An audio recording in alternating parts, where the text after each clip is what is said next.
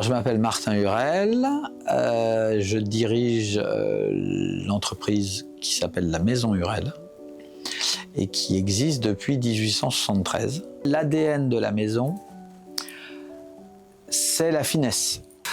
Nous, on est connus pour être très fins, c'est très précieux, c'est-à-dire qu'on va travailler avec des matières ultra fines, des perles minuscules, des tubes minuscules, des paillettes minuscules.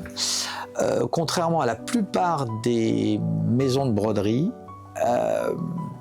qui, eux, vont plus être dans l'opulence et dans le baroque. Voilà. Nous, on est plutôt classique. Étant donné qu'on travaille exclusivement pour la haute couture, pour la robe, pour la femme, je me suis toujours dit, ah tiens, c'est intéressant, ça serait intéressant de pouvoir amener notre savoir-faire pour de la décoration. Collaborer avec une maison prestigieuse. Et donc Nadia m'a présenté des propriétaires et responsables de Rinc afin que l'on puisse s'inventer une histoire ensemble. C'est le début, c'est super intéressant.